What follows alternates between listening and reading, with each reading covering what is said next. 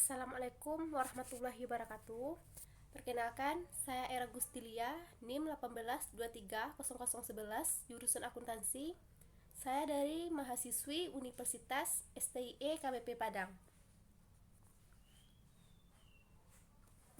Ini merupakan tugas akhir saya di akuntansi keuangan lanjutan 2, di mana pada video kali ini saya akan menjelaskan sebuah makalah tentang akuisisi yang telah dibuat beberapa minggu yang lalu.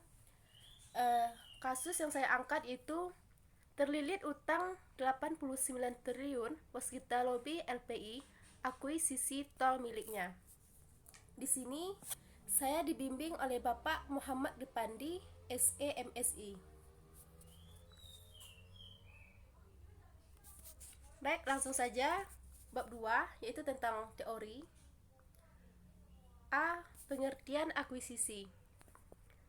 Akuisisi atau acquisition adalah suatu penggabungan usaha di mana salah satu perusahaan, yaitu pengakuisisi, acquirer, memperoleh kendali atas neto dan operasi perusahaan yang diakuisisi acquiree dengan memberikan aktiva tertentu, mengakui suatu kewajiban atau mengeluarkan saham. Selanjutnya yang B, jenis-jenis akuisisi. Di sini jenis-jenis akuisisi ada 3. Kita bahas satu persatu. Yang pertama, akuisisi horizontal, di mana akuisisi horizontal itu sendiri merupakan proses akuisisi atau proses pengambil alihan atas kekuasaan suatu perusahaan oleh perusahaan lain yang memiliki jenis bisnis yang sama. Kemudian yang kedua, akuisisi vertikal, merupakan sebagai sebuah proses pengambil alihan kepemilikan sebagai besar dari saham perusahaan pemasok atau pengambil alihan pelanggan dari perusahaan yang dibeli.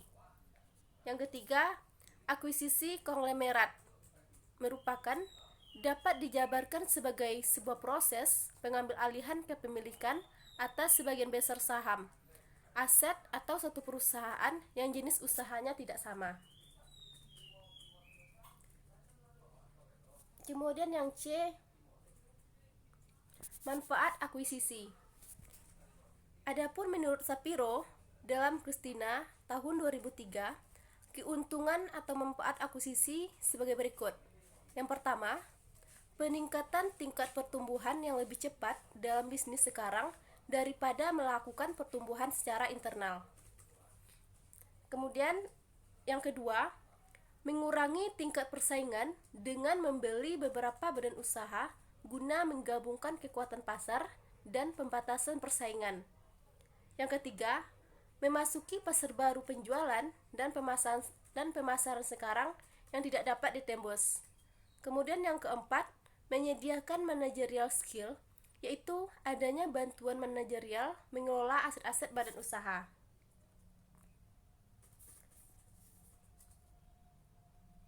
Selanjutnya pada bab 3 kita membahas tentang pembahasan. Yang A, profil perusahaan. Di sini saya coba jelaskan beberapa sejarah PT Waskita Karya. Waskita Karya didirikan dengan nama perusahaan negara Waskita Karya tanggal 1 Januari 1961 dari perusahaan asing yang bernama Volker Annemings McAfee N.V. yang dinasionalisasi pemerintah. Kantor pusat Waskita beralamat di Gedung Waskita, Jalan MT Haryono, Kabupaten Nomor 10 Cawang, Jakarta 13340 Indonesia. Pemegang saham mayoritas Waskita Karya adalah Negara Republik Indonesia dengan persentase kepemilikan sebesar 66,04%. Berdasarkan anggaran dasar perusahaan, ruang lingkup kegiatan Waskita Karya adalah turut melaksanakan dan menunjang kebijakan dan program pemerintah di bidang ekonomi dan pembangunan nasional pada umumnya, khususnya industri konstruksi, industri fabrikasi, jasa penyewaan, jasa keagenaan, investasi, agroindustri, perdagangan, pengelolaan kawasan, layanan jasa, peningkatan kemampuan di bidang jasa konstruksi, teknologi informasi, serta kepariwisataan dan pengembang. Kemudian saat ini kegiatan usaha dijalankan Waskita Karya adalah pelaksanaan konstruksi dan pekerjaan terintegrasi engineering, procurement, and creation. Yang B, permasalahan. Di sini ringkasan permasalahan yang kami ambil yaitu PT Waskita Karya terlilit utang 89 triliun Waskita Lobby LPI akuisisi tol miliknya. Direktur Utama PT Waskita Karya, Destiawan Suewarjono, mengaku pihaknya sangat terbebani dengan total utang senilai 89 triliun. Oleh karenanya, dia berharap Indonesia Investment atau Lembaga Pengelola Investasi LPI bisa mempercepat proses divestasi tol yang dimiliki perseroan. Destiawan Waskita Karya pada tahun 2021 ini target melepas kepemilikan 9 ruas tol. Dia telah mengajak LPI untuk membahas percepatan akuisisi sejumlah ruas tol tersebut. Akuisisi akan mengurangi beban utang Waskita yang tahun lalu dengan hutang hampir 90 triliun dan menanggung beban bunga sejumlah 4,7 triliun. Selanjutnya yang C, beberapa alasan PT Waskita Karya melakukan akuisisi. Yang pertama, ambisi untuk memiliki pangsa pasar yang lebih besar. Yang kedua, untuk mendapatkan skala ekonomi yang lebih tinggi. Yang ketiga, untuk mengurangi jumlah pesaing dalam industri yang digeluti. Selanjutnya yang D, dampak kebijakan PT Waskita Karya Lobby LPI terhadap diakuisisinya tol. Di sini kebijakan yang kami ambil yaitu dari Waskita Karya yang akan melobi LPI, Lembaga Pengelola Investasi, di mana dalam lobi tersebut Direktur Utama Waskita Karya berhadap ada investasi secepatnya terhadap proyek tol Waskita Karya. Sebab dari kenapa Waskita Karya melepas saham tolnya ialah Waskita ingin mengurangi beban utang yang sedang ditanggung oleh pihak Waskita Karya tersebut. Dampak dari kebijakan yang diambil terhadap akuisisi proyek tol Waskita Karya adalah untuk mengurangi beban utang yang sedang ditanggung Waskita Karya. Selanjutnya yang E, kebijakan Waskita Lobby LPI terhadap diakuisisinya tol. Kebijakan yang diambil oleh Waskita Karya untuk menjual saham tolnya adalah untuk mengurangi beban itu, hutang yang ditanggung oleh Waskita Karya, serta mendapatkan suntikan dana dari investor sehingga dana tersebut bisa meningkatkan kinerja perusahaan ke depannya. Kebijakan itu diambil karena merupakan alternatif yang relevan serta dengan perhitungan yang matang oleh Waskita Karya.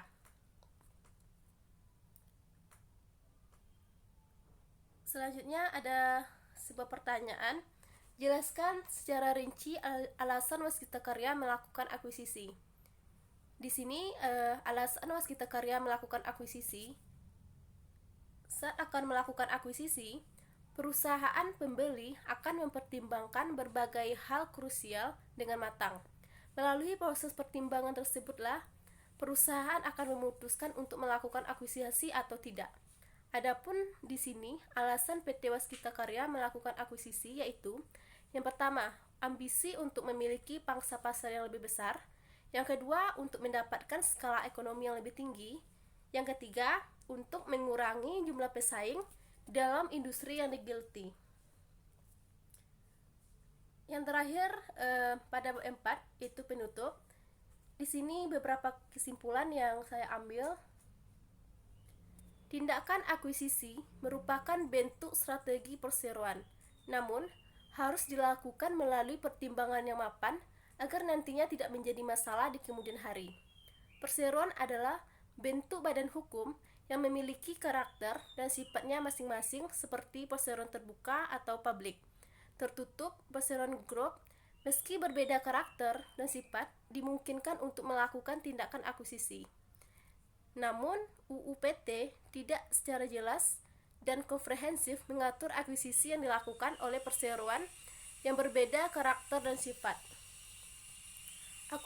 Akuisisi adalah suatu bentuk penggabungan usaha di mana salah satu perusahaan, yaitu pengakuisisi, memperoleh kendali atas aktiva neto dan operasi perusahaan yang diakuisisi dengan memberikan aktivitas tertentu, mengakui suatu kewajiban, atau mengeluarkan saham.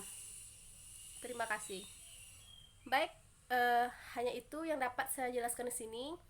Mohon maaf jika ada kekurangan. Assalamualaikum warahmatullahi wabarakatuh.